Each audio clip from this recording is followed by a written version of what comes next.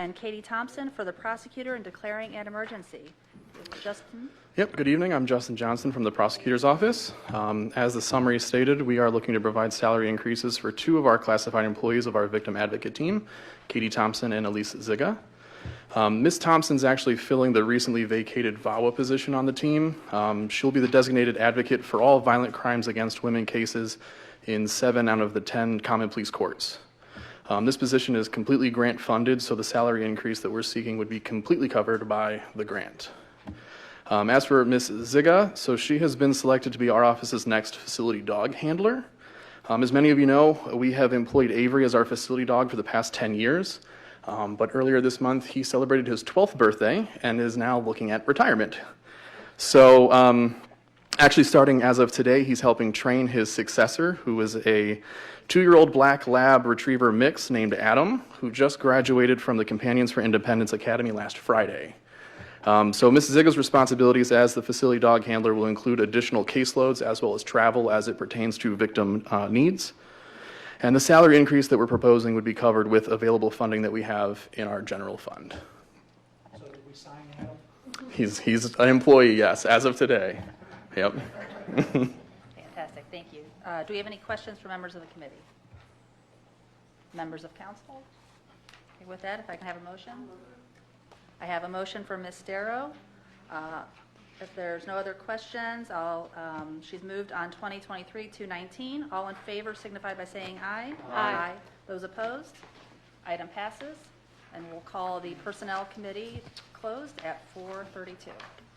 Public Works Committee will come to order. The first ordinance we have to consider this evening is 2023-2020, an ordinance amending Chapter 942 of the Codified Ordinances entitled Surface Water Management District to correct Section 942.03 titled Jurisdiction, to clarify the regulations related to excavation, grading, and filling permits, and to set application fees for such permits, and to authorize the engineer to enforce the regulations in conjunction with the prosecutor for the executive and engineer in declaring an emergency. Hi, Deb.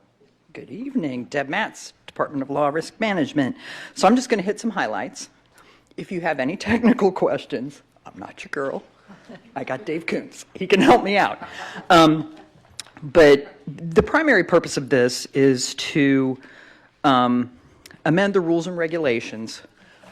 The folks that usually pay attention to these are the guys who do the work or the guys who do the design. And some of the changes in this are very technical, like I just said, and they give those folks guidance, all right? Talks about hydric soils and non-hydric soils and excavating depths, but let's talk about a fairly important piece, and that's the fees. You will see that Section 23.05 has been amended pretty significantly, and part of that is to put the fees right up front so that it's very clear at least what the initial fees for these kinds of applications will be. All right. And then after that, some of the changes, for example, Section 2 talks about grading or filling when you're talking about less than 150 cubic yards of work. Section 3, when you're talking about more than 150 cubic yards of work. Those have different requirements associated with them. If you go to Section L, that's where it talks about hydric versus non-hydric soils. We haven't really gotten into that before in the regulations, but that's a pretty important piece because, hydric soils are saturated soils. You can't build on those. You can't farm on those. So it's kind of important if those are something that a project is dealing with. Non-hydric soils are good for building, for farming, for usual use. So that distinction is pretty important. If you look at O, and they talk about a project that might involve the building of a pond or a lake and the inclusion of a dam, that's a pretty critical piece of information because depending on where that dam is and what's downstream of that dam, you need to require that the person who's building that dam works with ODNR and follows all of the rules of ODNR because, your dam fails, water goes downstream, it floods somebody's house or business, or God forbid, kills somebody, you got a big problem on your hands. So we need to make sure that people who are doing that are doing it right. Let's see. I think I might have actually hit all the highlights I want to hit. Well, and finally, 23051 performance bonds. Let's talk about what the purpose of a performance bond is, all right? The engineer requires performance bonds because a lot of times people start these projects and they don't finish them, and they leave a big mess. Guess who gets to clean it up? That would be, in certain areas of the county engineer, and he doesn't want to expend his budget cleaning up somebody else's mess. That's what the performance bond is for.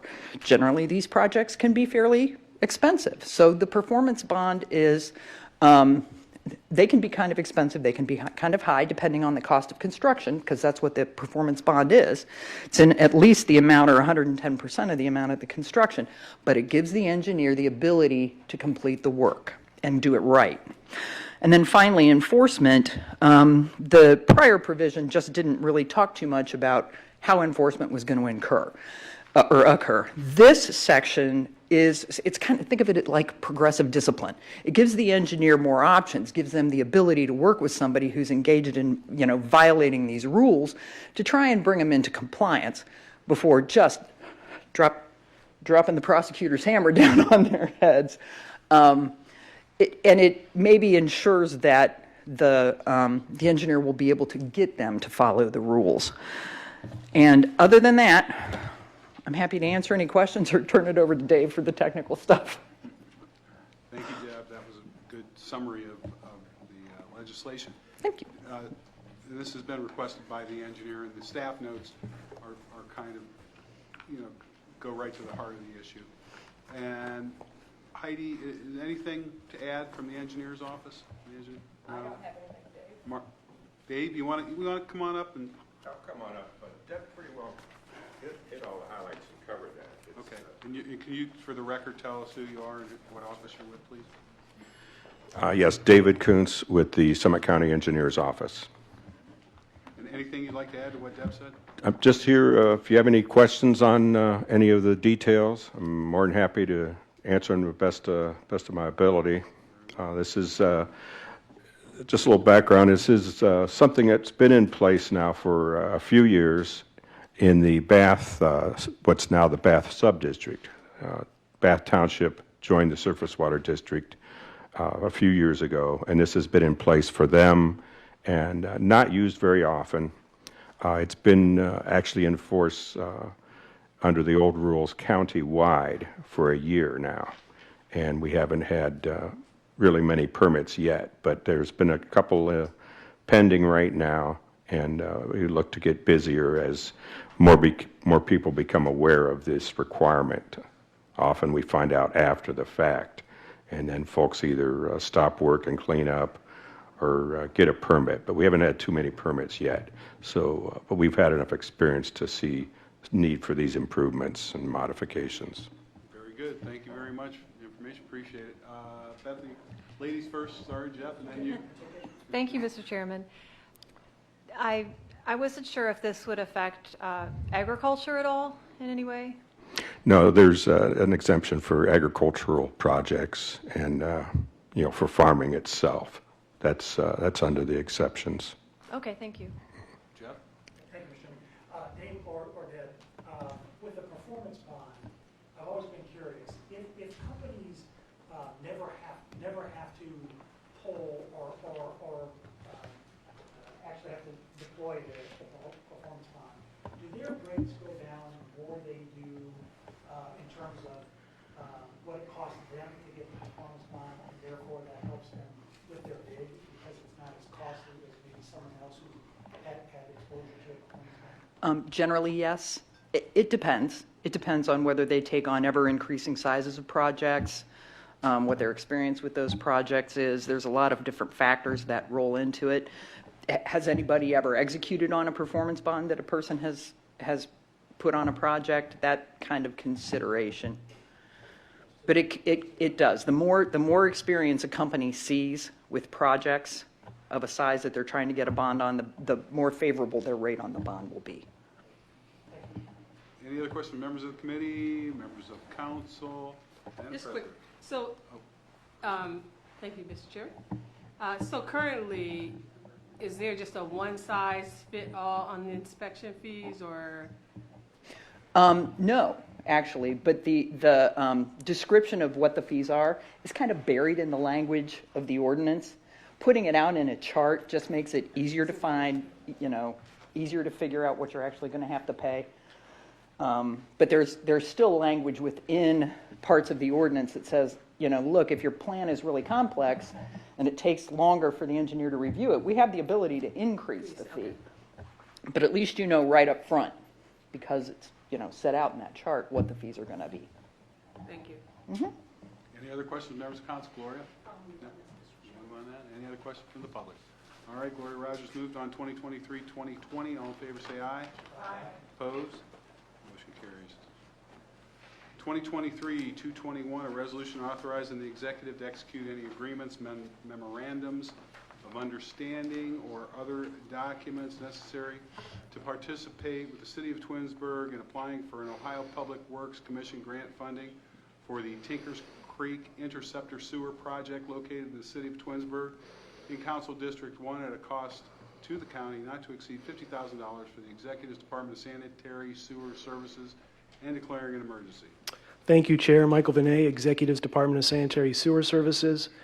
This sewer relief project in the city of Twinsburg currently conveys flow from our service area in the village of Reminderville. If you remember some time back, we entered into an agreement with the village. We bought capacity from their treatment plant.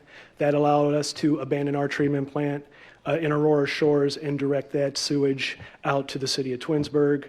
Per that agreement, we are required to share in the cost of certain capital upgrades. Since this trunk line does convey flow from our service area, this is part of our participation. Happy to answer any questions. Very good. Very good. Thanks, Mike. Questions, members of the committee, members of council, the public? I'll entertain a motion. Ms. Donofrio moved. On 2023-221, all in favor say aye. Aye. Opposed? Motion carries. 2023-222, a resolution confirming the award by the Board of Control of a renewal, first and final, of a purchase contract with Level 1 LLC for customer sanitary sewer utility billing services for a one-year term from 8/5/23 through 8/4/24 for a total amount not to exceed $115,827.36 for the Executive's Department of Sanitary Sewer Services and declaring an emergency. Thank you, Michael Vinay, Executives Department of Sanitary Sewer Services. This is the vendor that provides, obviously, our bill and print services for our utility bills. They've been the vendor for the past 2 years. This is the first and only renewal on this contract. I can tell you that they've provided an excellent service, and we are just now at this nearly $116,000. We are just at what we were paying Bridgestone to provide the same services 3 years ago.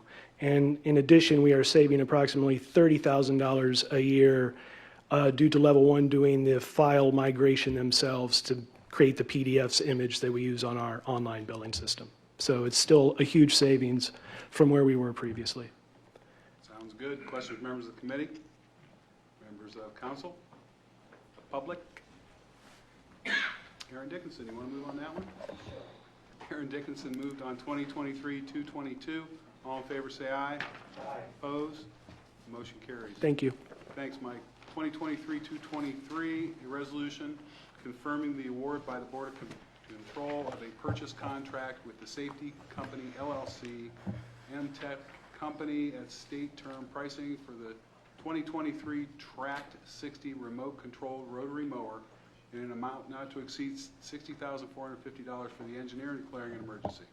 Thank you. Heidi Swindell, Summit County Engineers Office. We are trading in our old remote-controlled mower that we got 5 or 6 years ago and then purchasing this newer one.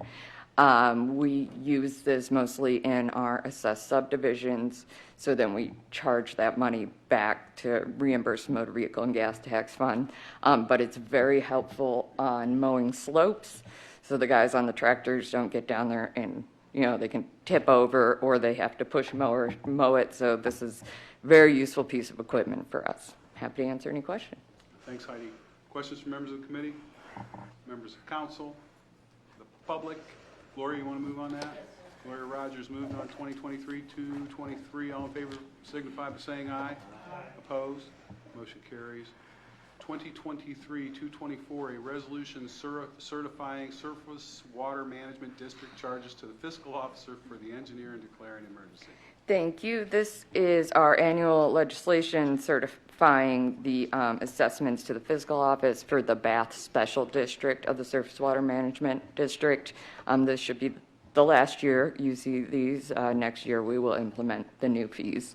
And this year we estimate that it'll bring in about $350,000 for stormwater projects in Bath. Very good. Questions from members of the committee, members of council, public? Mr. Donofrio. Mr. Donofrio moved on 2023-224. All in favor say aye. Aye. Opposed? Motion carries. Thank you. Thanks, Heidi. 2023-225, a resolution authorizing the executive to execute a contribution agreement with the Ohio EPA to provide funds in an amount not to exceed $250,000 to support the Cuyahoga Gorge Dam removal for the executive and declaring an emergency. Council members, we have some representatives here from the Ohio EPA to talk about the project for us. I guess everybody gets. That's you, yep. To begin with, we were asked to bring some copies of our presentation, well, a If presentation. you want to give those to Mark, he can. Would you introduce yourself for the Sure, record? I will. My name is Bill Zawiski, and I'm in the water quality group at Ohio EPA out of our Twinsburg office. Hi, Bill. It's nice to meet you in person. We've spoken many times over the telephone. I have Bill's Still there. I have Bill's number in my cell phone if anybody ever needs to get a hold of him. That's a Bill, but you're the guy to call if there's an issue with the environment. Certainly. How long have you been with the EPA? Working towards 35 years. Yeah, we're very fortunate to have dedicated public service like you. Thank you. working for the people of Ohio. And I'm very interested in hearing your presentation. But could you? I was hoping that Gary Whidden and Elaine Marsh would be here this evening. No. No, I know. I would almost like to hear. I mean, are they still involved with the Oh, yes. Friends of the Crooked River and everything? Because talk about that for a minute and how that probably when you first got hired for the EPA, because the Gorge Dam removal was not always a popular thing because it was owned, if I'm not mistaken, by Ohio Edison, and they wanted to generate power with it still. So. Oh, so you're taking my 5 minutes and you're fixing. This is my 5 minutes. But here, I can extend your time. No, that's fine. But I would like to, get to the genesis of this. And Sure. it was the Friends of the Crooked River and Elaine Marsh and Gary Whidden, if I'm not mistaken, that started this whole thing 33 years ago. This is kind of, in the big picture, this is my 5th decade of trying to work on the Gorge Dam project. And you're correct. The original dam was built as a hydroelectric in 1913, and I'll meld what we're both going to say together. By the 50s, they realized the Cuyahoga River as a river did not have the physical energy to support a hydroelectric. It was turned off. The coal-powered plant was operated until the early 1990s when amendments to the Clean Air Act, they had to make a choice, and they chose not to continue operating that plant. Since then, the city of Akron owns and has raised the plant. The Gorge Dam, in the time period you're talking about, there was a company that came in and was trying to do, they called it micro hydro, but smaller focused hydroelectric plants. And the gorge, it was a big fight that really got us working towards the removal when the threat of someone potentially keeping that basically obsolete dam there for this hydro plant. And the Friends of the Crooked River and Summit Metro Parks were crucial in helping to eventually stop that. So that led to now this ongoing movement and support for removing the Gorge Dam. Ohio EPA has been involved in dam removals. In the Middle Cuyahoga, we started with Kent, and then we went on to, you were involved with the Monroe Falls dam removal, and then the two in Cuyahoga Falls. and now the gorge, and it's been staged that way because of sediment management. So this project is in no way possible without partnerships. Thank you for your previous and continued support. Fiscally, this is obviously a very expensive project. We're well over $100 million now.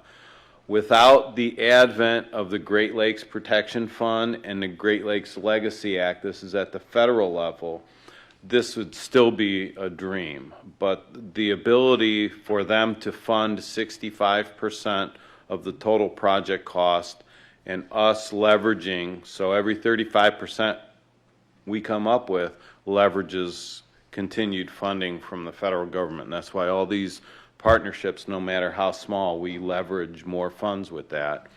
And where we are at right now is we are going to have to manage about 900,000 cubic yards of sediment, which is where the cost is. The intent is that the sediment will be dredged out of the Gorge Dam Pool. The power plant area will be a staging area. It will then be pumped along what is the High Bridge Trail downstream to Akron's Cascade Park, where we will build a captive facility, so a mini mountain of sediment, and it will be forever placed there and landscaped to fit in with the park. So if you drive in to the Cascade Park, it's hidden in the trees, but there's about a 100-foot slope right there, and it's going to be something similar on the other side, so you'll be driving through it and the trees will eventually obscure it. As it sits right now, the city of Akron is the lead, has been funded to build the facility. Depending on when things kind of get in place, it's either going to be this year or next year. I know their intent is they would like it constructed this year. Next year, we will begin sediment removal. Depending on Mother Nature and river flow conditions, it's a 1 to 2 year, probably 1.5 to 2 years realistically. And then ideally, Akron has already been funded for removing the structure. They've chose to take the lead in that. And if sediment goes smoothly, in 2 years from next year, so 26, we may actually see the physical structure of the dam beginning to be removed. So where we are right now in that process is there's something called a project agreement. That is the formal commitment of both the federal funds and us, the local funds. The local partners have signed that agreement, and we are working through the federal process to have that signed, ideally next month. It's just, it's something that one would have never thought would have happened, but people like Gary Whidden have driven this from the beginning, and we really want, we can't thank our local partners enough because that support. And this has been different than the other dam removals. When we started Kent and Monroe Falls, the positive impacts weren't always seen, and therefore the citizens weren't always as enthusiastic. This has been a 100% different opinion. So thank you so much. Any questions, I'm here. Thanks, Bill, I appreciate it. And this is before any of our time, but it was very controversial, as I recall reading about it, and I don't know, Brian, if you were here or not, but the removal of the dam in Monroe Falls was kind of controversial.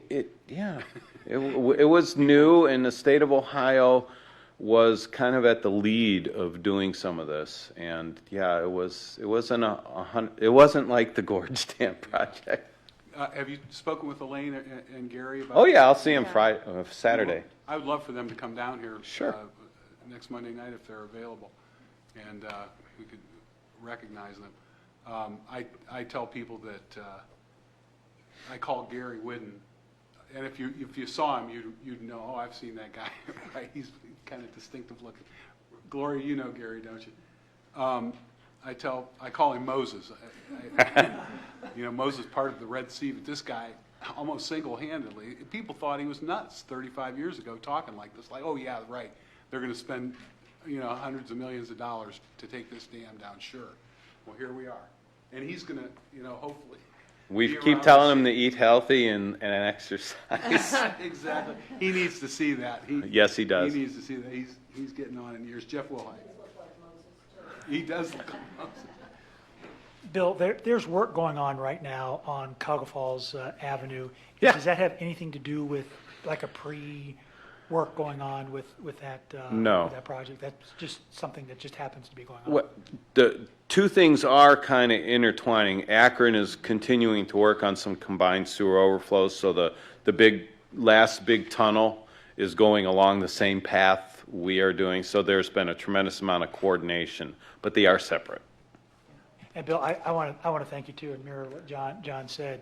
Back when I started the Solid Waste Management Authority, Bill and his team were with EPA, and you were very helpful then. You've been helpful all the way along, and with what's going on with the combined sewer overflow, you guys have been great working with the city of Akron, trying to make that as less painful as possible. So thanks for your great service. Thanks. Much appreciated.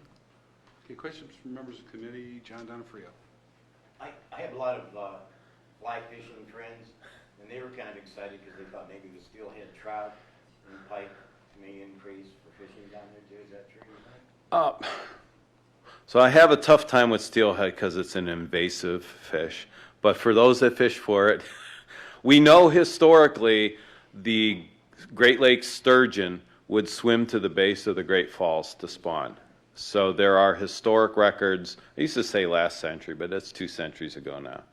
But yeah, there's the fishing. You'll see a change in the communities because the water coming down on them will be a higher quality, and you'll see some changes. And Bill, could you, when the dam is removed, it will become a rated 3 rapids, one of only. Or what's the story with the rapids? Well, so typically, like when we did Monroe Falls, we cannot talk about anything except water quality. The cool thing about partnering with US EPA is there is restoration and revitalization. So it's going to be a killer kayaking stream. It's going to be class 4 and 5 rapids. Which explain to us, and there's only like 3 in the entire this side of the rock. You have, I mean, to get this similar experience. Now it's still a small stream, mind you. It's not a whitewater rafting stream, but you have to go to like the Gauley River. Where's that? That's down at West Virginia. It's like the cheat for anyone that's ever whitewater. It's down there. This is going to be something that is, I've been told, of Olympic level quality for kayaking. It's still a small stream, but yeah, this is going to be because we can't talk about it with our partnership with US EPA. The kayakers they've been a great partner and a cheerleader for this, so they're very much looking forward to this. Are you folks or Bill and those folks, are they still doing the kayak trips where you get in down there at the Ohio Edison thing and they take you up to the Sheraton and get out of the? That's what I did with, and I think Liz, you've done that. Oh yeah, you're talking the paddling. Yeah. Yeah. So Well, we were working with Summit Metro Parks to. This will potentially be our last season to get on there because once the dredge is on the water, the park will be closed and the water will be closed to recreational activity for safety. So, yeah, this will be the last year of the calm paddle. If you want to paddle in the future, you'll have to have a hard hat and a life vest. Well, Russ Pry did it. Brian, did you ever do it? No. The kayak. But Russ did it, and it was Gary and it was Dick. When I was in college. You've done that?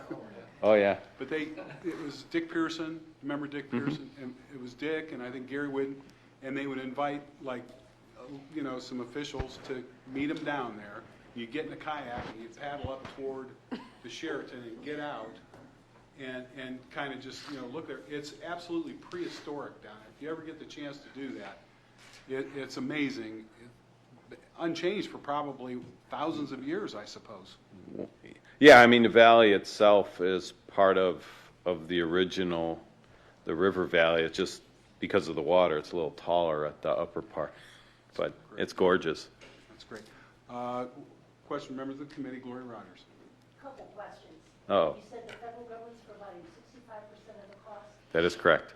What is the state providing? 35%. Well, it's local partnerships. So we were successful in getting, I think it was $25 million from the PCB settlement fund. So we had to go to the Lynn and I went to the PCB board and did a presentation, and we were successful in that. And then there's in-kind costs and then different things that other partners have provided. Where's this money coming from that we're providing? Which fund? This money is going to be split between the DSS engineer's office and the county's general capital improvements. Okay. Another question. With the contamination of that sediment, Mm-hmm. and you're pumping it downstream, you're making a mountain out of it, a hill out of it. My concern is what type of homes are in the area and how do we prevent the effects of some of those chemicals that have accumulated over the years affecting people? Sure. So as far as houses, that's in the park. It's in the valley. So I think the next houses are up the hill, and they're a distance away. So that's one thing.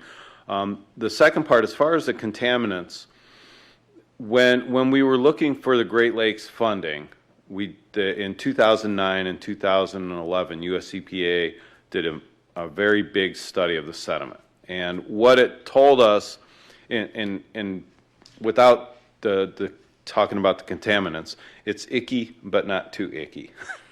So it was, icky's a very technical term. So what it does is it qualifies us for the funding to manage it, but we do not have to manage it in any way as like if it was contaminated in a hazardous waste or a waste that had to be taken to a landfill. So it's in this, there's stuff in there. There's no doubt that our legacy is there, which is why we don't want it going downstream. But as far as, is this going to be building a massive waste site? No, it's... We've had significant issues with landfills. Oh, yeah, and this is going to be different. Okay, and there's no ability to contain it, put a cover over it, do something to keep it from blowing in the wind, so to speak. Well, okay, so this is, yes, there is. So the way that the sediment is being managed is something called pneumatic flow tube mixing. So they're going to squish it through a pipe all the way down there, and it's going to have some water, but it's mostly solid. When it comes out at that end, they are going to add Portland cement to the mix. And what the Portland cement does, and not to make a cement, but to make more of an artificial soil that binds up the water, which our concern too was the leachate coming out. So it binds up the water, and then it gives it structural stability, which reduces the need for barriers around it, so it gives us more space. So More or less come out, it will be a hardened material. it looked like really, really solid toothpaste. And then they're able to stack it, and it's self-supporting, and they can vary the ratio of Portland. So if they're going to be outside, they can add a little more to it to give it some strength. So. We won't have to worry about gases or anything coming up years later. No. Initially when they dig it, because of all the, you think every time it rains, all those leaves, that's in there. So there's going to definitely be an organic odor of everything that's there, but it's not it's from the organics from runoff in the river, not necessarily from anything that's in there. Thank you. Thanks, Gloria. I'm going to go on as a co-sponsor. Does everybody like to go on? Anybody not like to go on as a co-sponsor? Okay, we'll do that. And then Heidi, anything from the engineer's office on this? No? Okay, very well. Liz? Just one quick note for Lynn and Bill of thanks, because they've been doing an incredible job. The working group includes Diane and myself and a couple other representatives from the county. I think, Mike, you've been to a few of the meetings. But when Bill says coordination with the city on the sewer project, that is a very mild description of the orchestration that we have seen, so that the residents on Riverside Drive, the residents on High Bridge and the Falls are disrupted as little amount of time as possible. So huge thanks. And for those who are wondering about the benefits, we're already seeing huge changes to the ecosystem of the river itself. We have river otters back. We have over 20 new species of fish back. Am I getting that number right? I'm probably more than that. Freshwater mussels are returning to the river. They've been discovering in some of these sediment explorations. So just huge thanks to you guys for that, because it's so exciting to see this kind of public works investment have such a huge return on our natural environment. But also would like to encourage anyone who hasn't been to a public meeting yet. We've had almost one a quarter for the last 2 years, and hopefully there'll be one coming up in September. But the public is generally, every time we've done this, it's been standing room only. It has been, people are so excited about this, and residents really are paying attention to this project. So please do, as you see announcements for this meeting, come and join, because I think you'll be really impressed with what you hear. Thank you. Thanks. Any other questions? Yeah, I always Questions from feel the like I'm public? at an amusement park Pardon when I me. go Oh, to Veronica? those meetings. I said I always feel like I'm at an amusement park when I go to those meetings because it's got that standing room only. Oh, wow. But I do have a question about, the slow pedal before I need a helmet. So when is it too late to do that? So if you want to paddle this fall, right, from now to the fall, when it gets too cold to do it, that's your time. Because next year, pretty much at the beginning of the year, we're anticipating everything being closed for safety. So this year, 2023, will be your last moment to hopefully I think- paddle the. And if any members haven't been on a paddle yet and want to go see it up close and personal, maybe you can give your names to Mark, and I'll reach out to Lisa and you guys and coordinate something. We've talked about a series of last paddles because of the Sounds so closures. final. Last paddles. Sounds like the last frontier. Yeah. Let's go with Still doing the tubing from the North Falls to the Sheriff? I think they are. Absolutely. The river's been so high Every day. this summer, they've had to cancel a lot. Oh, yeah. But yeah. Oh, yeah, canoes. The tube. Well, every day, yeah, Consider it Gloria, on every day, actually, there's a 3-hour trip, that starts in Kent. There was a 3-hour tour. It didn't end well for that. Right, not that one. This is a different one. This is a different one. You've been watching MeTV, I grew up with that. I know. But there's a 3-hour tour that starts in Kent and ends at Waterworks Park, and then there's then a bus picks you up and takes you back to your car in Kent. They're They do tubing. kayaks, too. There's kayaks. I've seen people in canoes. But this morning, I walk through there every single morning, and there are people tubing down the river, and there's kids playing in the river and inside Waterworks Park. And I don't know that I would let a kid do that, because there's glass and all kinds of stuff in there from years and years ago, when people used to, throw things in the river. We know better than to do that now.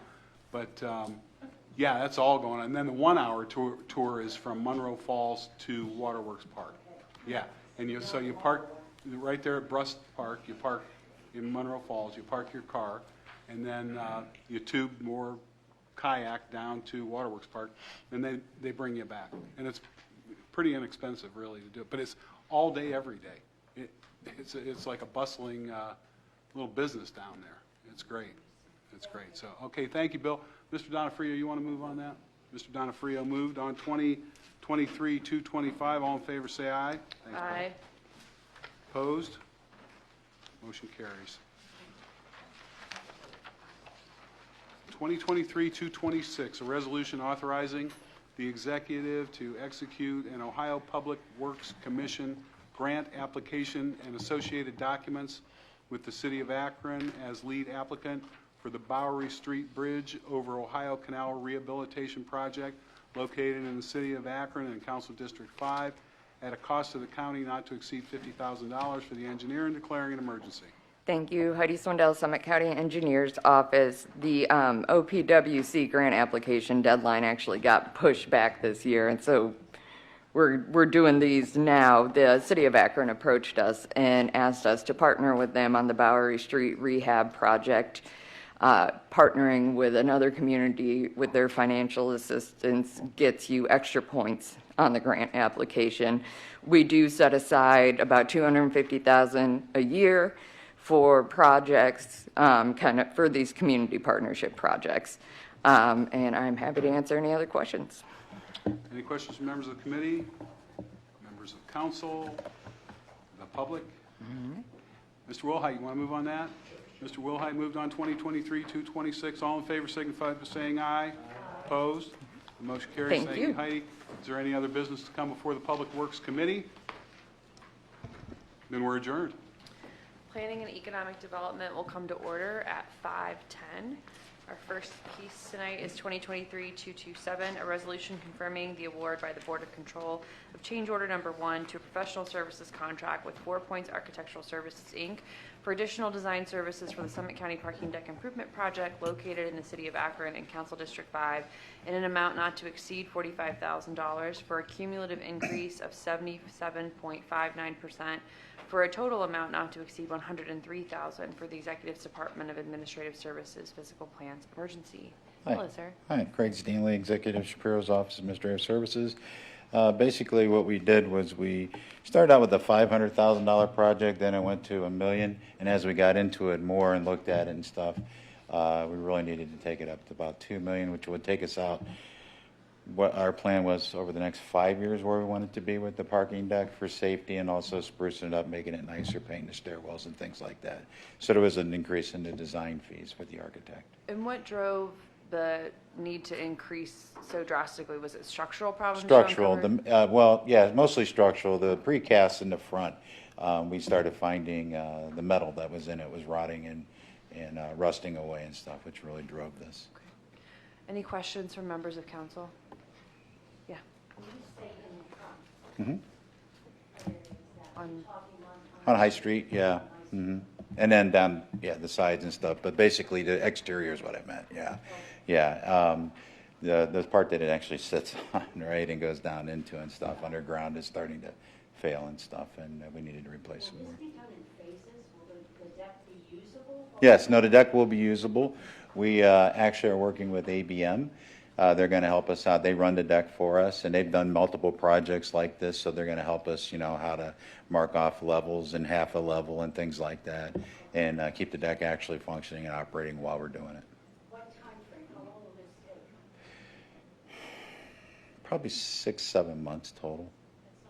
No, we're going to do it in conjunction with the Ohio Building Project as well, so it should take about 6-7 months to do the whole parking deck project, I would think. Yep.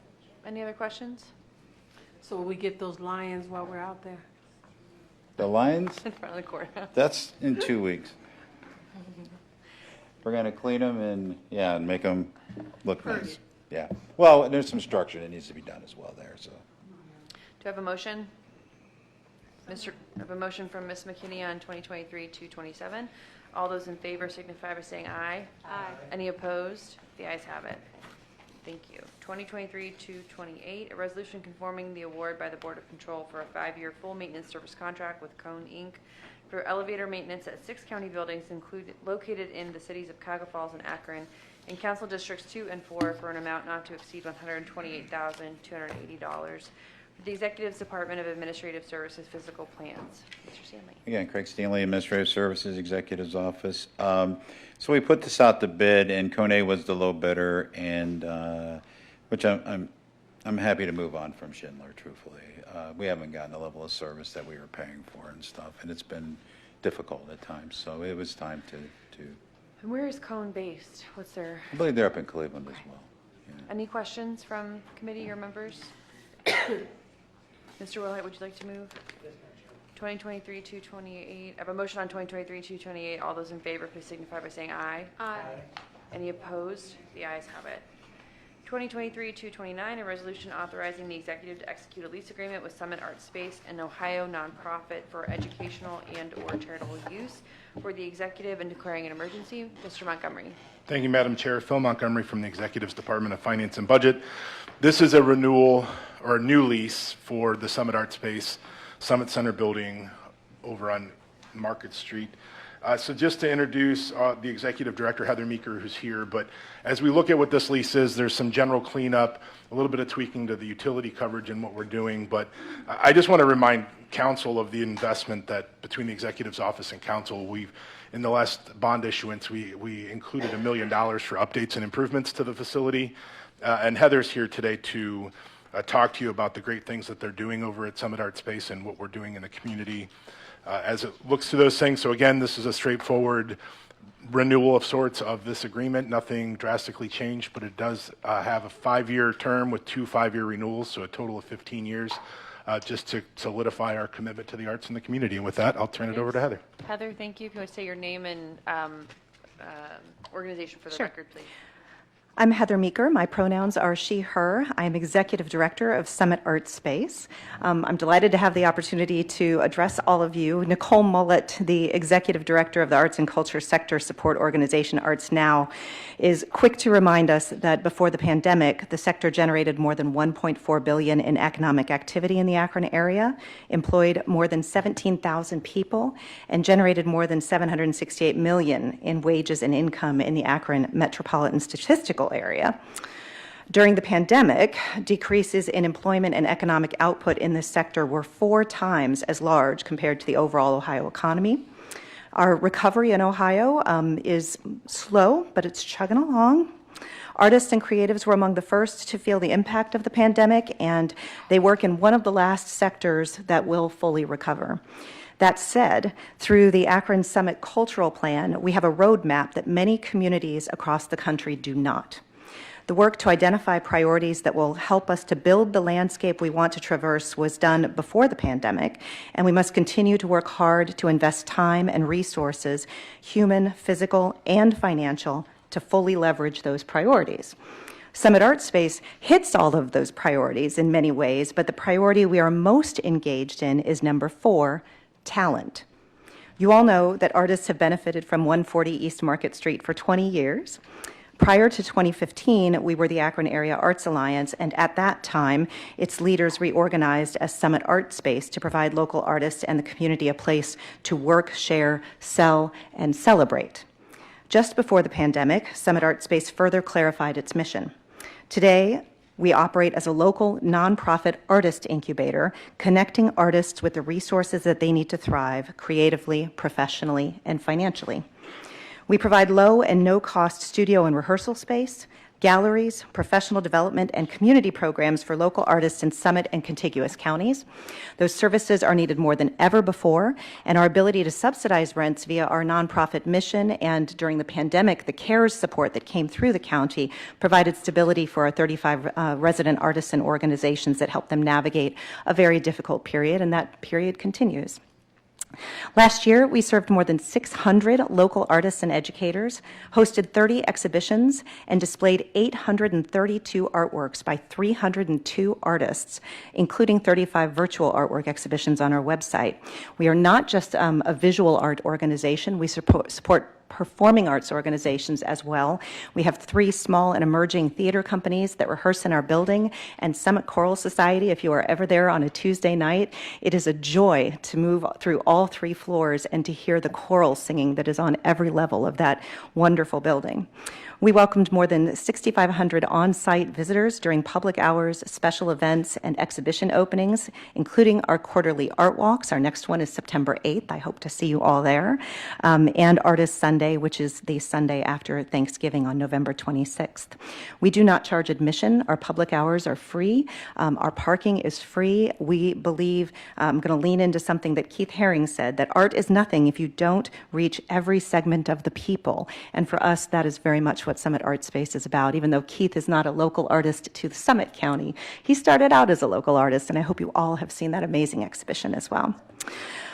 We provide entrepreneurial artist programs that operate on 3 levels, from our Artist Launchpad program to professional practice workshops, individualized coaching and mentoring. We provide fiscal sponsorship for artists and arts organizations that require that service as well.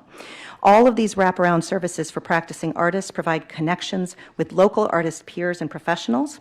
They are an incredibly important aspect of incubating local artists who will live and work in or leave and return to Summit County. We do all this on a very lean budget of just $340,000 and 2 full-time staff members, of which I am one. Like most artists, we know how to catalyze the resources that we have available so that our outcomes are greater than the sum of their parts. We are grateful for the county's support of local artists via this amazing building, which has a vital history that we are leaning into as it approaches its centennial in 2027. We are small but mighty and artist-centered, and we know that when local artists thrive, all of us thrive. Thank you. I'd love to entertain any questions if you have them. Thank you. Mr. Wilhite? Thank you, Madam Chair. The plan that Heather mentioned, the art plan, I really got to understand it and know it. I've read it cover to cover. And it's not just an art plan. It is an economic development tool that is vital to us moving forward as a community. And it also has several touchstones. One very important one, and Heather, I think you would agree, is it goes to mental health, which goes to physical health. And that's very much a part of what the organizations and the individuals who help make that plan come to life should be thanked for being able to do that, because it's a very valuable plan. So I appreciate the work that you're doing. And Madam Chair, I'd like to go on as a co-sponsor. Sure. Anyone else? Council as a whole? Okay. Any other questions? Just a quick comment. Sure. So I enjoy the wonderful eye candy, and it's also always so nice to bring people to that space. But there's still, it seems like, a segment of our community that doesn't know that space exists. Do we have an outreach plan we're working towards? Because I mean, they just learned, Thursdays at the Art Museum, then come see that. I just think it's a very important treasure, but there's still people who don't know. And so how do we do that? I so appreciate that question, and it's something that we've been working very much on since I became executive director about 2.5 years ago. We not only are trying to leverage more awareness in the community through our partnerships. You mentioned, mental health and other ways in which the arts help us mentally and physically. We partner with Summit DD. We are the fiscal sponsor for many organizations, including the Akron Black Artists Guild. We work with Bounce. We are part of the entrepreneurial ecosystem, the Spark group that meets on a monthly basis to make sure that we're all connecting and supporting and encouraging each other's work. At the same time, I know that there are many, many people out there who don't even know that Summit Art Space exists. And that's certainly something that as a small organization, we're finding all the ways that we can activate our networks to address that. This summer, we actually identified 6 community festivals or events, it's actually 7, where we are getting tables in play. Our board members are out there talking about Summit Art Space and what we do. And these are very diverse events, everything from the Arts Expo, where we would certainly be expected to be, to the African American Heritage Festival, to the Copley Heritage Festival. We will be at Pride. We will be at Porch Rocker. We will be at Kenmore First Friday on September 1st. The more we can be out in the community talking about what we do, the more we can encourage people to not only come and visit us at Summit Art Space, but also engage with the programming that we have online as well. Great. Gloria? One last question. Do you reach out to children in any way? Because bringing them into the facility would, of course, educate the parents, but between the zoo and Children's Concert Society and some of these other organizations, they do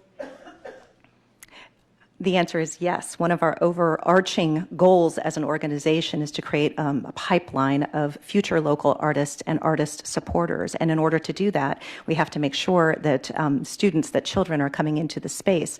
That's something that has been done on a periodic and an opportunistic way in the past when certain schools have called and wanted to partner, for example, with their field trip to the Art Museum. I always think it's a great thing to be able to do Summit Art Space as a field trip at the same time.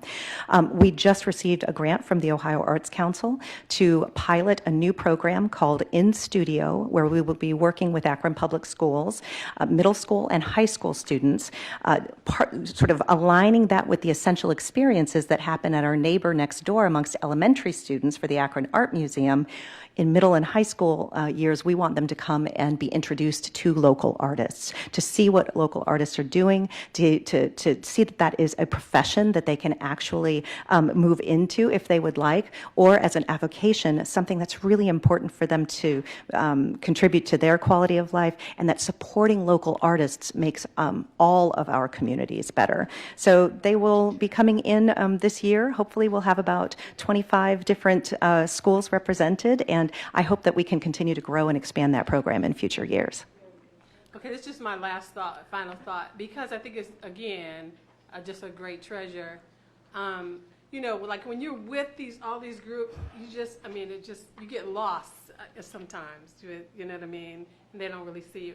So we thought about maybe, even as we look to go into these dormant periods, October, November, and December, like virtual tours for seniors. It's just so much to see, especially when you have these special exhibits, right? Stuff, I saw an exhibit where people used herbs and Yes. seasonings, you know what I mean, to create this beautiful masterpiece. Just to see, just to open that up as another avenue for people who are not accessing the facility in the way we'd like to see them. But I think they have resources too that they could Yes. purchase from some of the local folks too. But I think just having access. I think that's a wonderful idea. And we are working closely with the Public Library and Arts Now because we want to be one of the first organizations really taking advantage of the accessibility library that the library is actually finalizing here over the next few months. And I think there is a lot of opportunity for how we can share this using technology. And we're delighted to be partners with Arts Now on the Arts Forward program and how we are using technology to reach more people, tremendously important. So yeah, that's a yes and, to borrow a theater term. Great. All right. Yes, Mr. One last Schmidt. comment. They certainly have a wonderful executive director in you. What a fantastic cheerleader for the art space down there. Well, thank you. It is a tremendous team and a tremendous board of directors. And when I started talking with them in terms of coming into that space, what I've told them a million times is that the raw materials are all there for this organization to lean into its role as an arts anchor in this community. I'm really excited to see where we're headed. So I hope to be back here actually every once in a while. Wonderful. Madam Chair. Great. I'll Sure. move. Oh, I have a motion from Councilwoman Hyam. All those in favor, please signify by saying aye. Aye. Any opposed? The ayes have it. Thank you so much. Thank you very much. 2023-230, a resolution confirming the award by the Board of Control of a professional service contract for design services with Osborne Engineering for design of the courthouse and safety building HVAC improvement located in the city of Akron and Council District 5 for an amount not to exceed $287,900 for Executives Department of Administrative Services Physical Plants Emergency. Yeah, Craig. Craig Stanley, Executive Shapiro's Administrative Services Office. Basically, we're looking to enter into a contract for Osborne Engineering to do the HVAC work for the safety building and the two courthouses. Any questions? Can I have a motion? I have a motion from Mr. Wilhite on 2023-230. All in favor, please signify by saying aye. Aye. Any opposed? The ayes have it.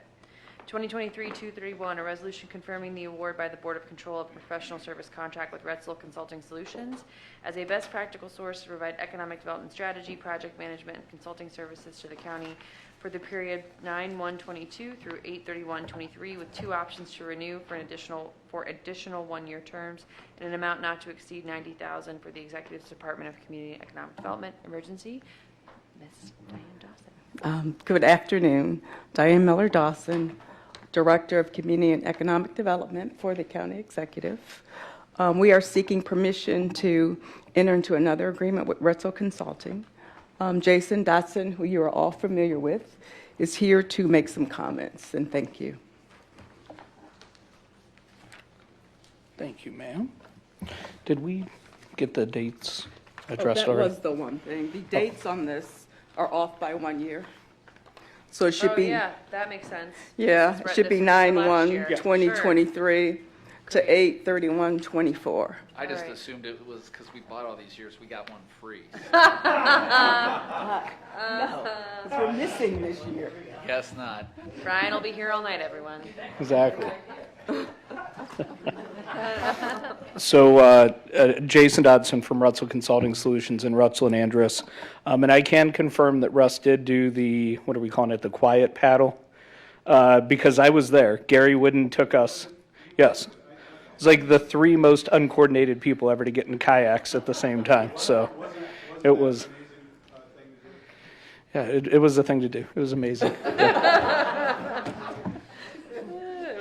Yeah, and they wouldn't let us get anywhere near the dam though. So don't, you're going to paddle up, you're going to go by the Sheridan, you're going to come back down and then basically get out of your canoe. So it's a good time, but you do it once and move on. So,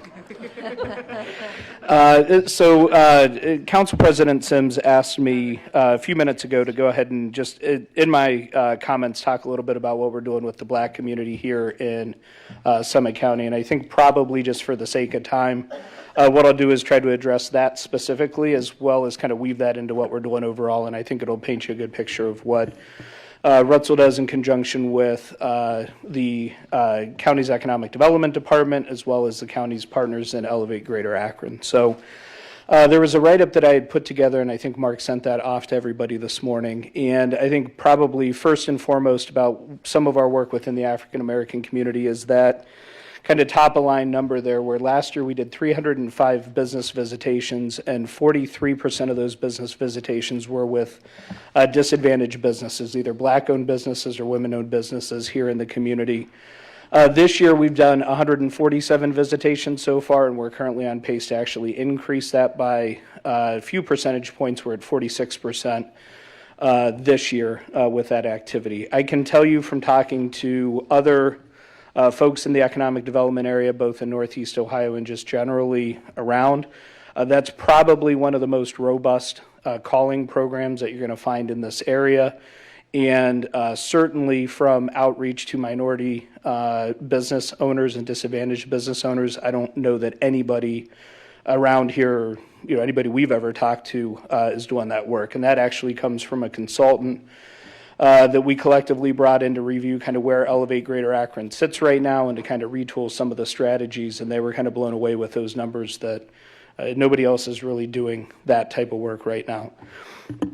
The second thing I would highlight that I think was on the sheet there is the Business Resource Navigator website that the team collectively put together. And what that is, if anybody has not been on it, is it's the ability for a business owner to go online, identify what needs they may have as a business owner, and then be connected to the programs and organizations that have resources that can help that business. Part of the reason we did that website is because we only have so many people, and while we may call on 300 businesses, there's about 20,000 some businesses here in Summit County, depending on what numbers you look at. And really the design for that tool is to be able to, all those other businesses we can't connect with and get to give them a resource to be able to plug in and figure out where those resources are to help their business succeed. And so, some of the, in particular for the Black community, some of the programs that we point people towards and that we highlight there are the MCAP program, which is run by the Development Fund of the Western Reserve, the Akron Resiliency Fund, which is also run by the DFWR, or actually, I'm sorry, I should say the Western Reserve Community Fund, the WRCF, Urban League programming and Bounce programming, in particular, are probably the four biggest areas that we point minority-owned businesses to with that website. From a site development perspective, we talk a little bit about there how we're turning our focus a little bit not away from site selection, but a little bit more towards site development activities. One of the ways we're doing that is we've teamed with Team NEO and the Fund for Our Economic Future in order to identify a number of 25-acre sites in the county that are currently sitting dormant that could be put back into productive use. I could not remember all 6 of them before I came up here, but I will tell you that 2 are located in Kenmore, 1 is located in Summit Lake, 1 is located just to the north of the Rolling Acres facility, and 1 is in East Akron, and the other one is actually over in Mogador. But I highlight that because the reality is the majority of those sites are going to be in or near lower income areas within our community. As we were going through and picking what sites to actually focus on, we had sites from Twinsburg, from Hudson, and no offense to those communities, we felt it was better to invest our time, energy, and resources into areas of the community that needed a little bit more intentional focus in order to make sure that we were able to get up and running for development. And then the last thing that I will just highlight, and this is kind of a more recent development, there's a grant that we're going to be applying for called the Recompete Grant.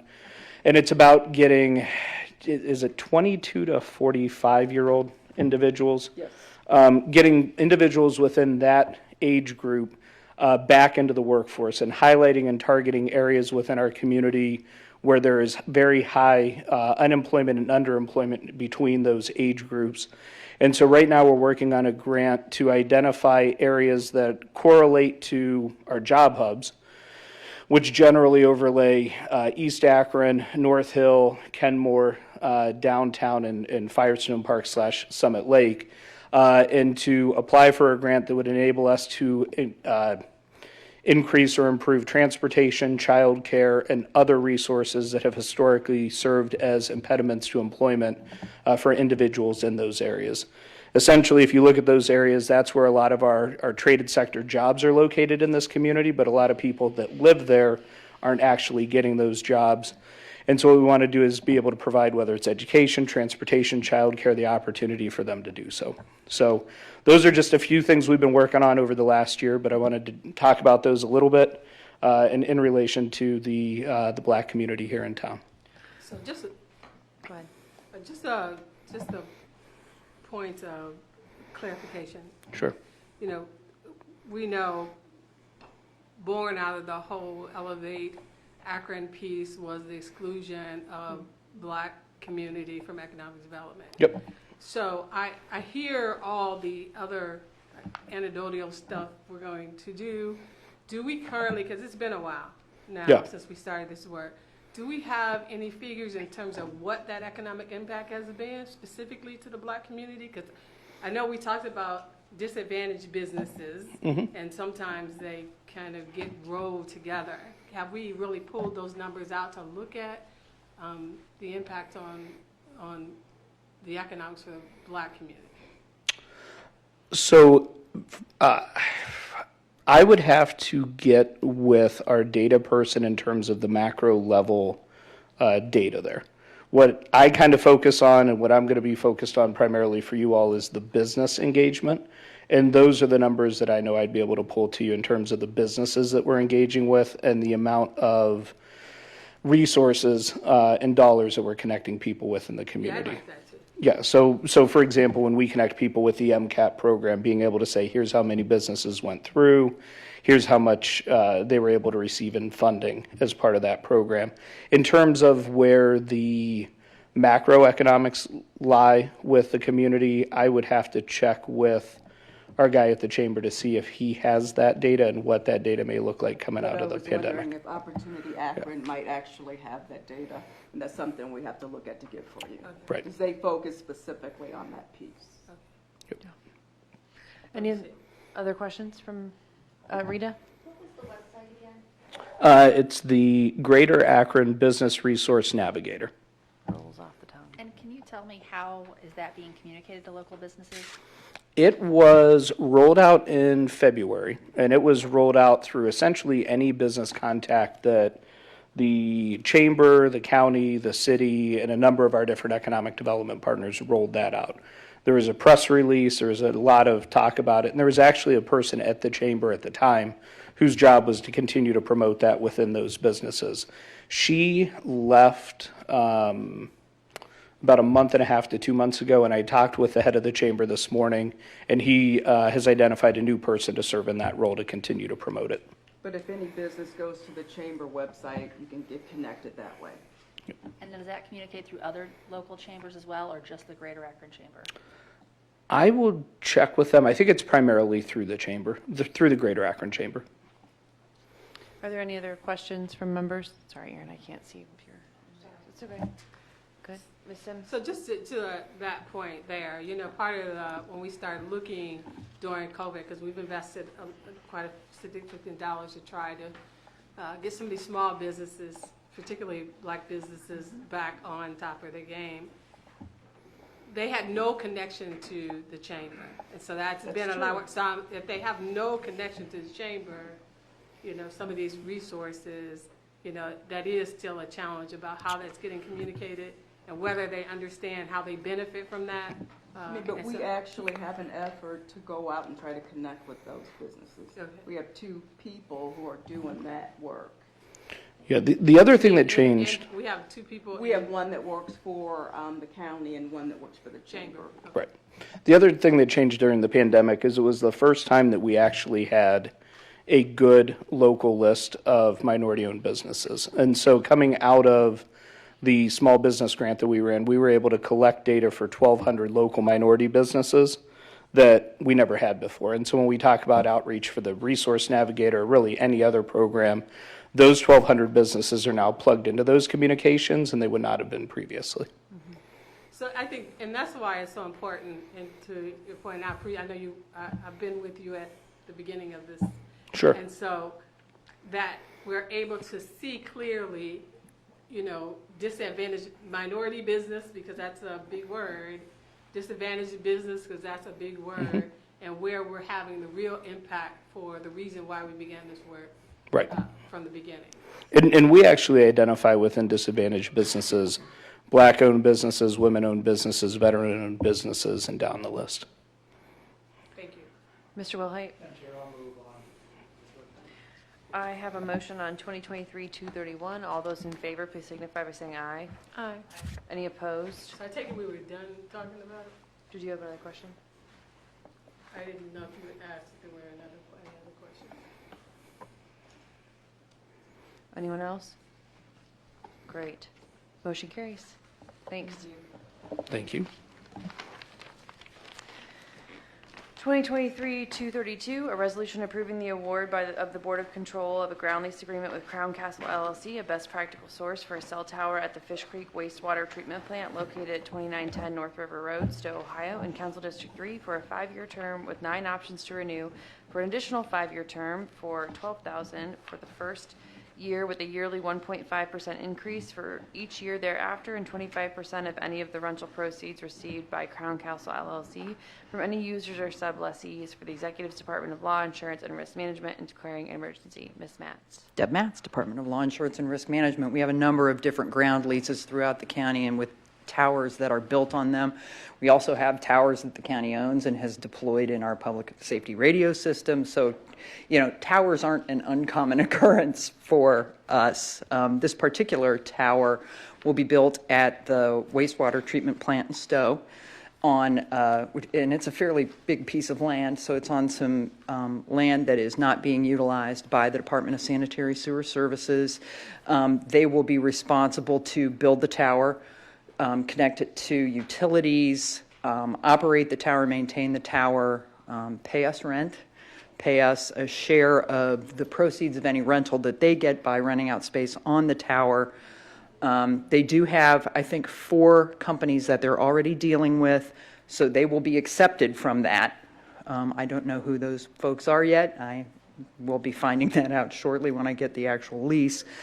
But that's kind of the macro level part of the deal. Please, happy to answer any questions. Will whatever this you want to know. improve my self-service in the dead spot on West Market Street between Pilgrim Square and Fairlawn, where everything just goes black? Sorry, personal problem. Mr. Wilhite.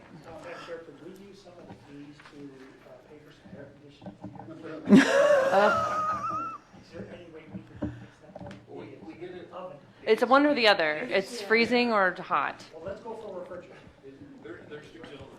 Correct. Okay. Ms. Rogers? Yes, ma'am. Yes.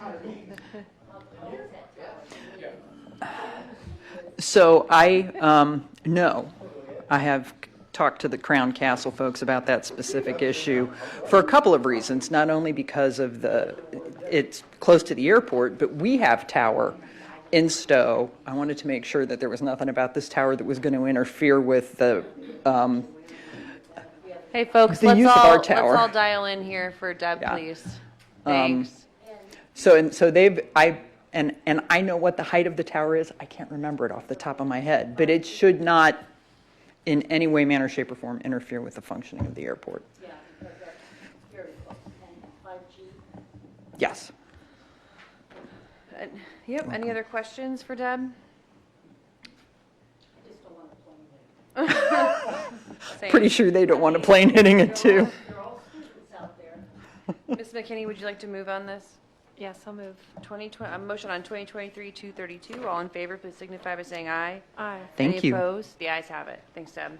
2023-245, a resolution authorizing the executive to execute a term sheet related to the transfer of the real property located at 1 Cascade Plaza, Akron, Ohio 44308, in Council District 5 with the Developmental Finance Authority of Summit County and the Summit County Land Reutilization Corporation, and further authorizing the executive to execute a cooperative agreement and all other necessary agreements and documents to consummate the transaction contemplated in the term sheet upon terms substantially similar to and not materially adverse to the county for the executive in declaring an emergency. Y'all are putting me through a workout tonight with these bills. Well, you can thank Mr. Dotson for that one as well, That's because a lawyer Jason is coming off the this page. author of the term sheet and the contemplated cooperative agreement that will come with that. Mr. Burnham, over. We lifted to that you, sir. title from your handiwork. Chris Burnham here with the Development Finance Authority. We asked Chris to come up and kind of give an update on the status of the property. Patrick Bravo, who's the land bank, is also a party to this agreement, as you're well aware, is here as well. And we have Jason and Dan Sofani, who provided legal work for the DFA and worked with Jason on drafting these agreements. And as we previously discussed with council, the county's main role is to provide a line of credit, $1.5 million to the DFA, somewhat similar to the process we went through with the 47 North Main Street renovation, and then subsequent sale in that case to Children's Hospital. So with that, Chris, why don't you provide us an update of what's happened since we all last talked? Thank you, Brian. So I've been able to talk to most of you over the course of the last week or so. I've tried to reach everyone. We do now own the building as of late Friday afternoon. We took title to the 1 Cascade Plaza building. We have spent a little over $1 million worth of our own money. And that includes a $230,000 bond payment that I told everyone about the last time we were here. We made that payment. The expenses really relate to unpaid vendors, closing costs, insurance, things that, we had to go through to get the building in deed of lieu of foreclosure. There was a lawsuit that had to be settled.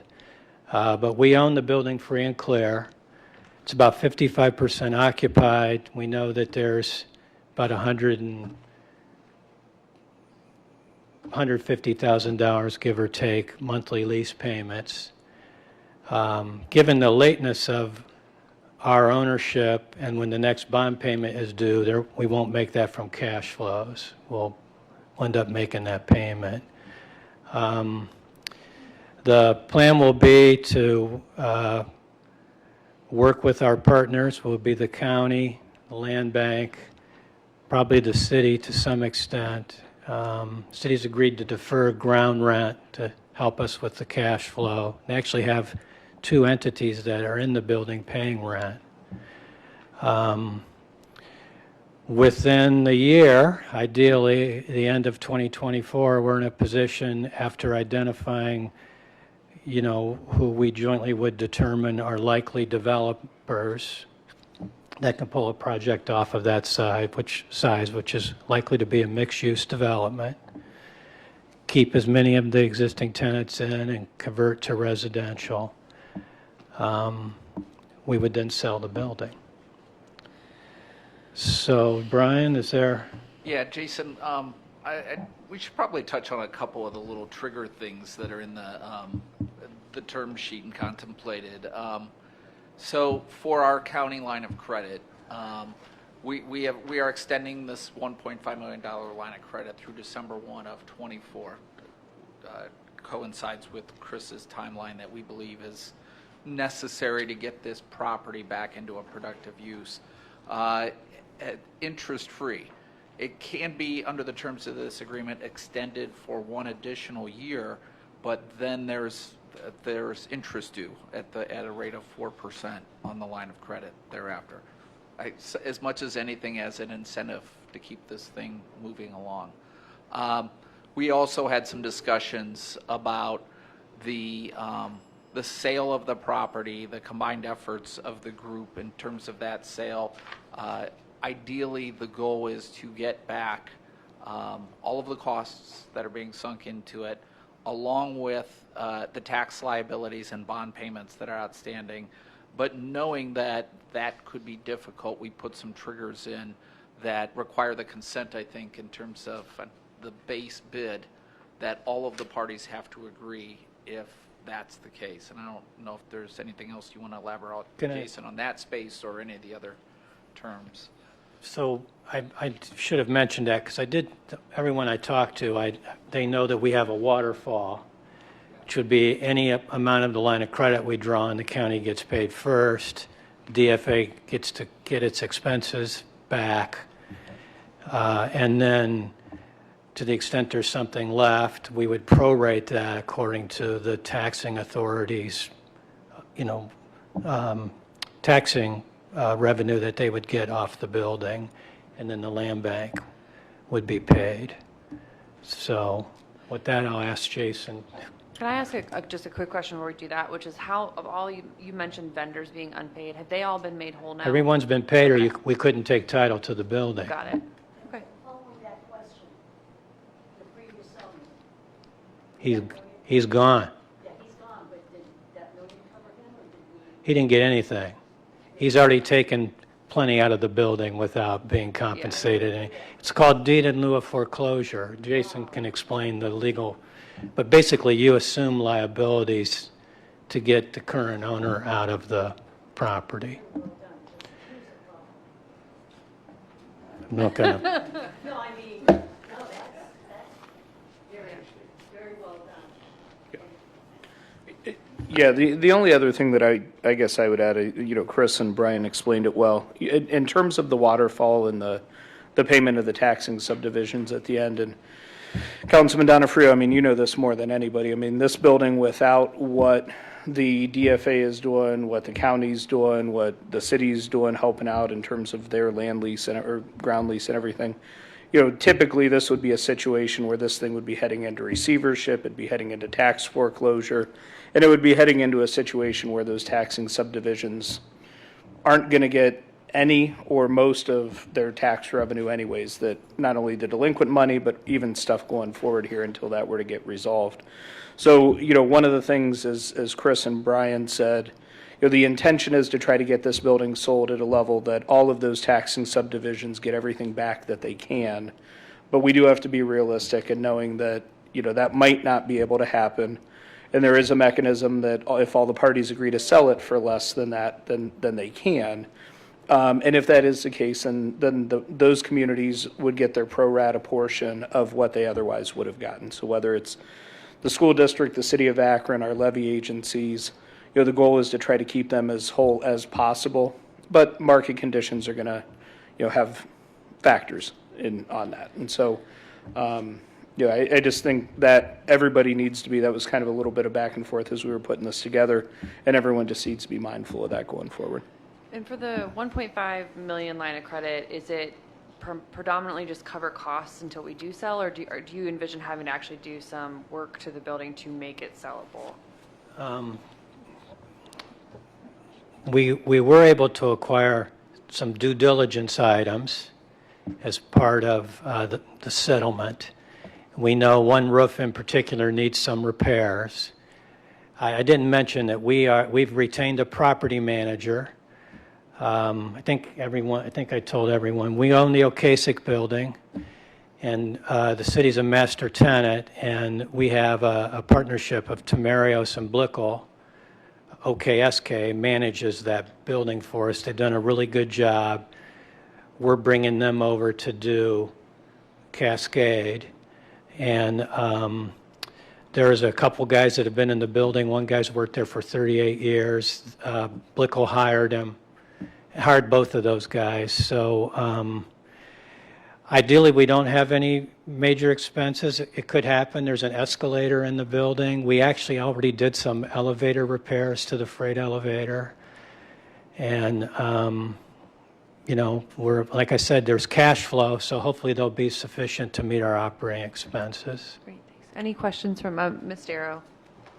How many units are in I can't tell you I can't tell you exactly how many units. I mean, there's 22 stories worth of marketable space. It's about 55% occupied. There's a couple entities that actually occupy whole floors, about 10,000 square foot per floor. And there's a couple tenants that actually have more than one floor. So the big thing for us is he was in default to his tenants by virtue of the leases that he had, and they could, they could have left. And that would have, no pun intended, the cascade effect of that would have been pretty catastrophic. So, the fact that we're stepping in here, what we actually think over time, this will become a net positive for Akron and the region.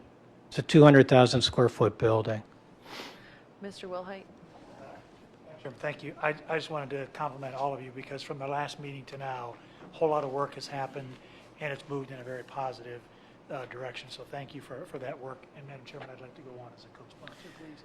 Would anybody not want to be on as a co-sponsor? Do you want to do council as a whole?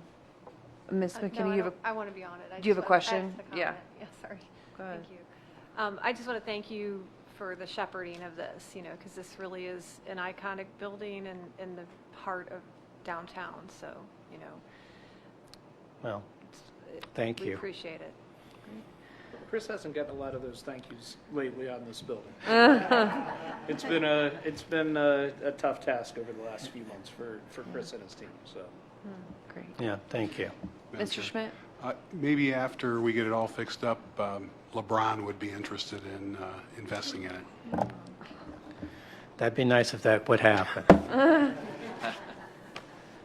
Any other questions? I have a motion from Mr. Wellhead on 2023-245. All in favor, please signify by saying aye. Aye. Any opposed? The ayes have it. Thank you all very much. Thank you. Planning and Economic Development will close at 5:56.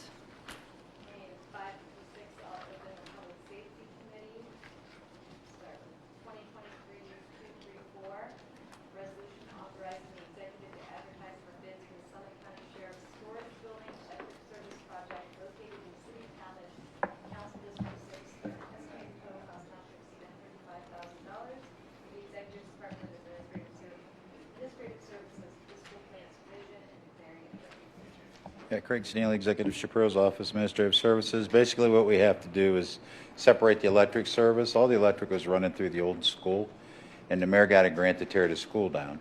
So we need to establish a new service to the facility.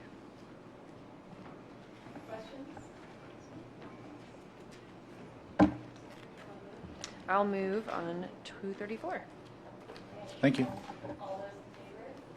Aye.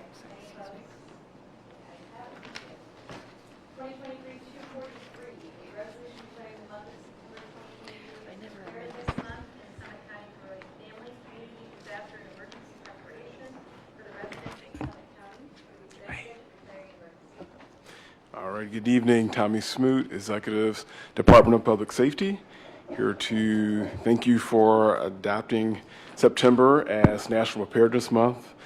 This comes from ready.gov. It's FEMA's initiative here, and I'm so glad we're excited that we're doing this here locally. The goal is to prepare for disasters. If you turn on the TV or look at the newspaper, look at Maui, the wildfires there, Canada up to the north.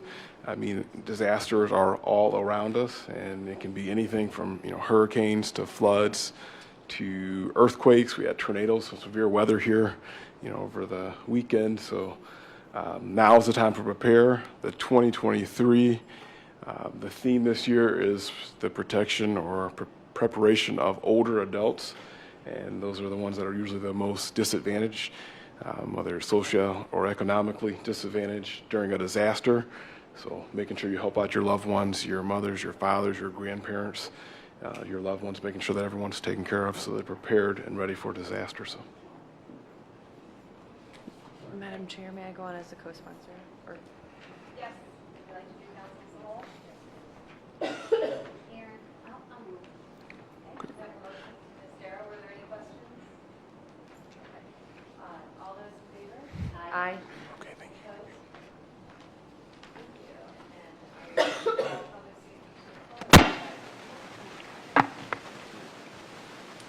It is 5:59. I'm going to call Health and Human Service Committee to order.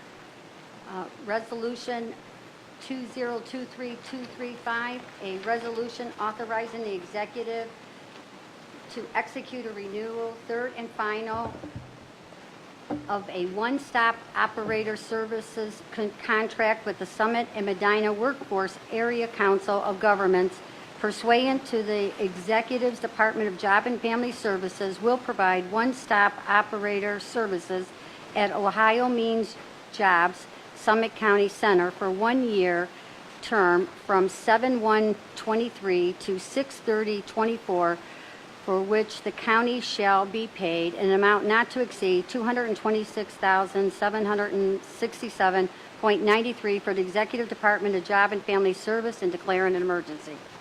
I gotta move this closer. Hello. Hello, Tom Jalbert, Job and Family Services. This is a renewal of an agreement we've had for many years. This is for running the One Stop Center on Talmadge Avenue. This is an agreement where we are actually paid and reimbursed for our services. So, it's kind of a continuation of the same project. Thank you. Any questions from committee? Members? Do I have a motion? I have a motion from Ms. McKinney on Resolution 2023235. All in favor? Aye. Any opposed? Motion carries. Resolution 2023-236, a resolution confirming the award by the Board of Control of a renewal first and three of the purchase contract with Nesco Resources, LLC, FKA Kalos Resource, LLC, for payroll services for the period of 10/1/23 through 9/30/24 for the various youth employment programs, including summer youth and year-round programs, in the amount not to exceed $1,395,638.10 for the Executive's Department of Job and Family Services and declare an emergency. This is an agreement we have for a third-party payroll operator. It provides what we do for youth wages for our year-round summer programs and for providing incentives for people. It's an outside service, so we're not, the county fiscal officer is not issuing lots and lots of payments to everybody. Thank you. Any questions from committee? Members of council? May I have a motion? I have a motion from Mr. Wilhite on 2023236. All in favor? Aye. Any opposed? Motion carries. Resolution 2023237, a resolution confirming the award by the Board of Control of Professional Service contract with Direction Home Akron Canton Area Agency on Aging and Disability for Adult Protective Services, Legion, and Extreme Chore Services from 10/1/23 through 9/30/24 in the total amount not to exceed $60,000 for the Executive's Department of Job and Family Services and declare an emergency. This is a renewal of our agreement with Direction Home. This is a agreement we have that they coordinate chore services and it acts as a liaison to connect seniors with different services throughout the county. One example is the extreme chore services such as bed bugs, hazmat, that sort of thing. Oh. Any questions from committee? Council? You have a motion? I'll move. I have a motion from Ms. McKinney on Resolution 2023-237. All in favor? Aye. Any opposed? Motion carries. Resolution 2023-238, a resolution confirming the award by the Board of Control of a renewal, first of two, for the purchase contract with the Metro Regional Transit Authority to provide a non-emergency medical transportation broker services for a 1-year term from 10/1/23 through 9/30/24 in the amount not to exceed $350,000 for the Executive Departments of Job and Family Services and declare an emergency. This is a renewal of our agreement with Metro to be the non-emergency transportation broker. This is a service we used to run in-house, but it makes more sense to farm this out to a third party. They coordinate all the transportation rides and that sort of thing throughout the county. This is paid for entirely through Medicaid pass-through funding. Any questions from committee? Council? May I have a motion? I'll move. I have a motion from Ms. McKinney on Resolution 2023-238. All in favor? Aye. Any opposed? Motion carries. Resolution 2023-239, a resolution authorizing the executive to execute an intergovernmental agreement with the Summit County Combined General Health District, DBA, Summit County Public Health, to increase utilization of health check early, periodic screening, diagnostic, and testing services for young children for a one-year term from 10/1/23 through to 9/30/24 in the amount not to exceed $120,000 for the Executive Department of Job and Family Service and declare an emergency. This is a renewal again of a pass-through, Medicaid pass-through agreement that we have with Public Health. This is a service that connects pregnant women with families with children under 5 and pregnant females with education and resources about the health check program. Okay. Any questions from committee? Council? I have a motion from Ms. McKinney on Resolution 2023-239. All in favor? Aye. Any opposed? Motion carries. Resolution 2023-240, a resolution confirming the award of professional service contract with the Young Men's Christian Association of Akron, Ohio, DBA, Akron Area YMCA, to provide a drop-in child care services at the Ohio Means Job Summit County facility located in the city of Akron in Council District 2 for the period of 10/1/23 through 9/30/24 in the amount not to exceed $87,500 for the Executive Department of Job and Family Services and declaring an emergency.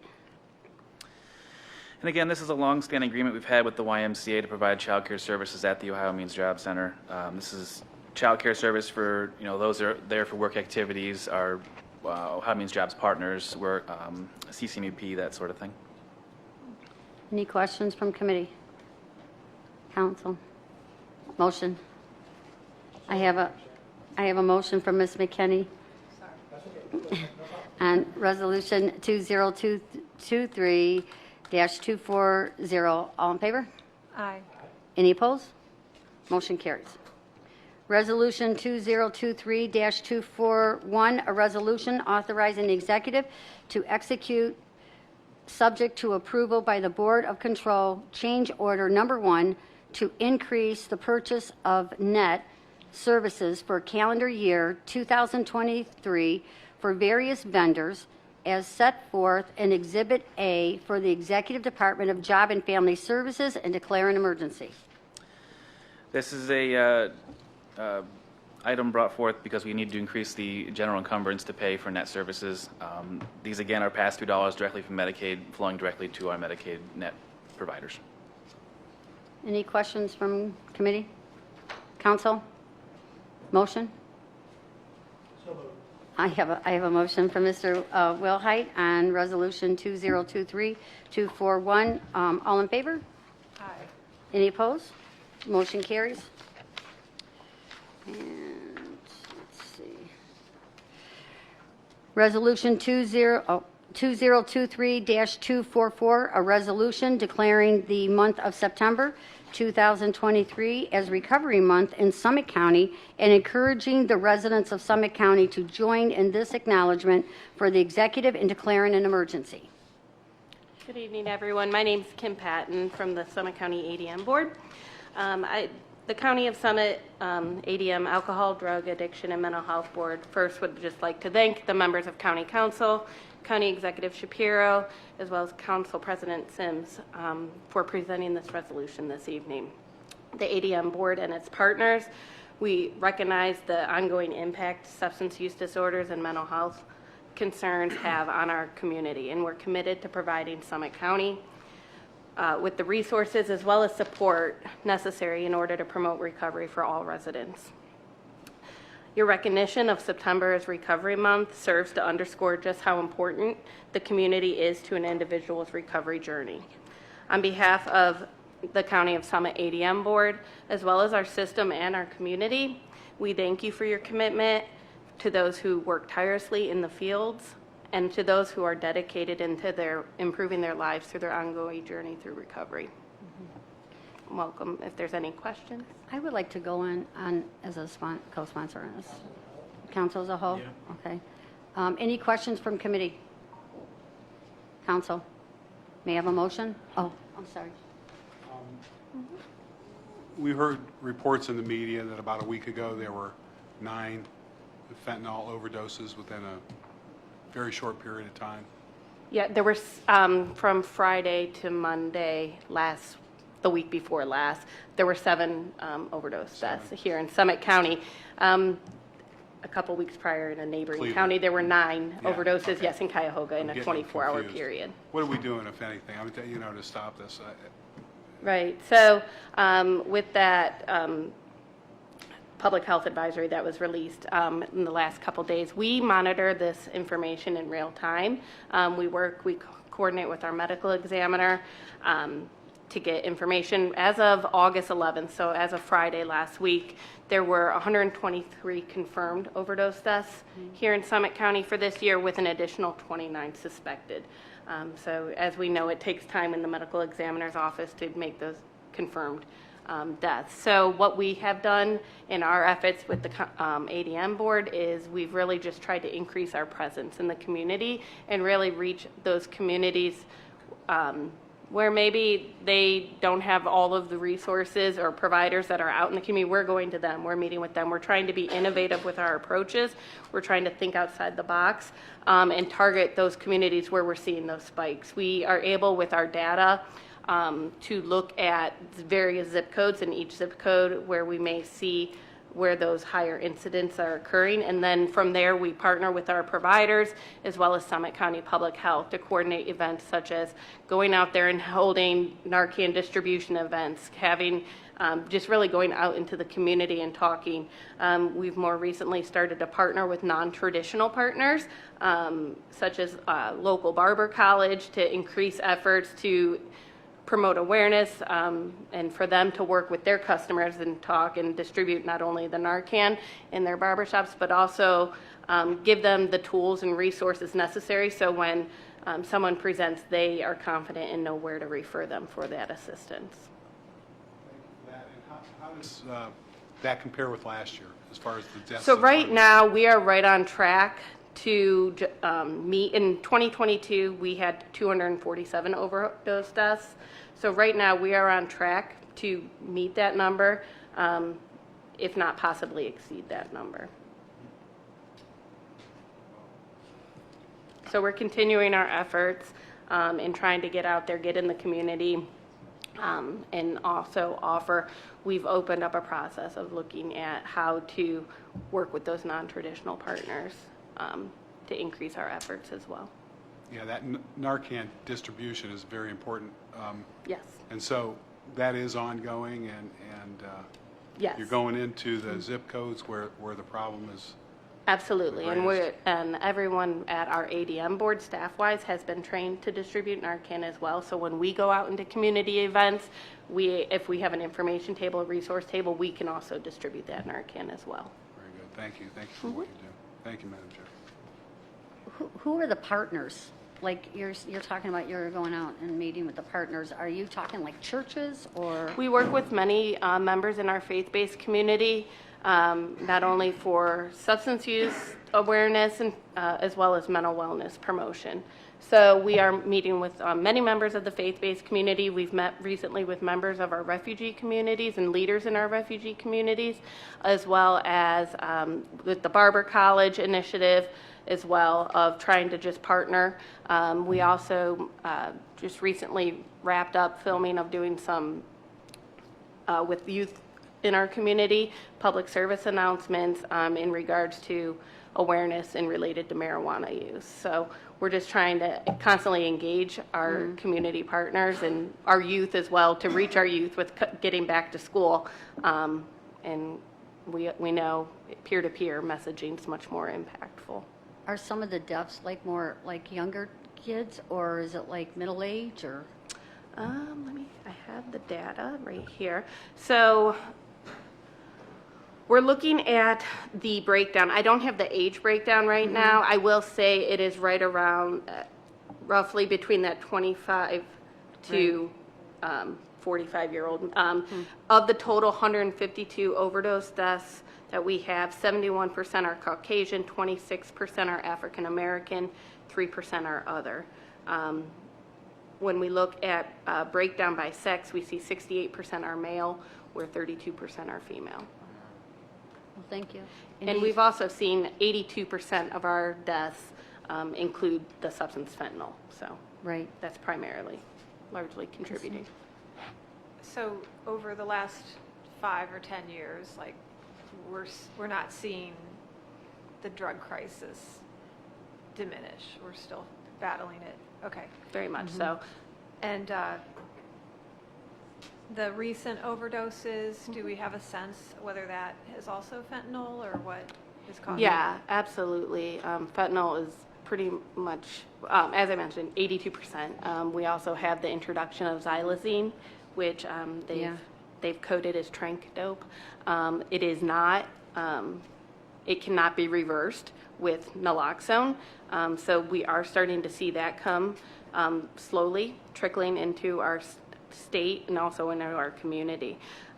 We've also seen an increase of the deaths involving use of meth or cocaine, which is also then mixed with the fentanyl, which is the lethal substance that is killing them.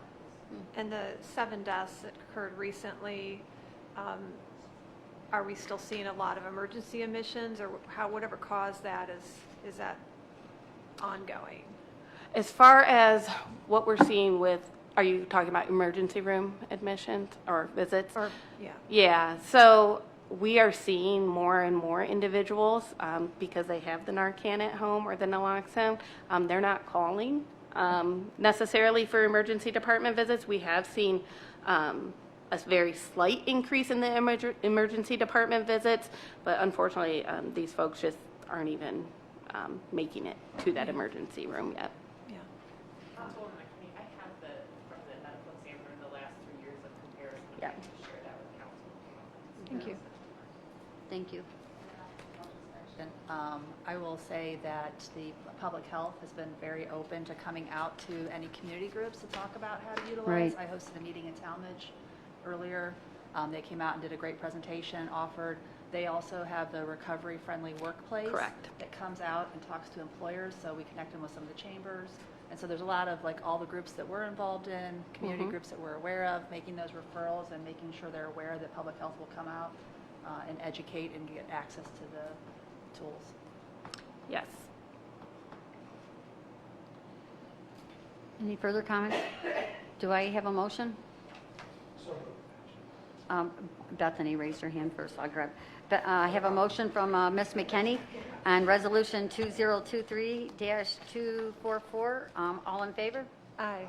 Any opposed? Motion carries. Thank you. Thank you. And I will close at 6:18. And I will open up finance at 6:19. We have one item, 2023-242, a resolution confirming the award by the Board of Control of a professional service contract with Advise X Technologies, LLC, for Pure Storage Solutions for sand for a one-year term with 2 options to renew for an additional 1 year in an amount not to exceed $113,095 for the Office of Information Technology and declaring it an emergency. Good evening, Stephen Byrne, Office of Information Technology. So this is a replacement storage device for our aging storage system. It's going out of support. They're sunsetting the specific device in October. This particular purchase, we went out to bid. This was the only response that we had that was reasonable. We are looking for a very specific set of features, whether it's security related, most of it being security related. The other part of this is that it is vendor managed, so it gives us a little bit more flexibility, puts more storage capabilities on site that we can spin up in the need of any additional needs. Any questions? Council questions? Motion? So moved. Ms. Hine moves on 2023-242. All in favor? Aye. Opposed? Motion Thanks. carries, and I will close finance up to 6:20.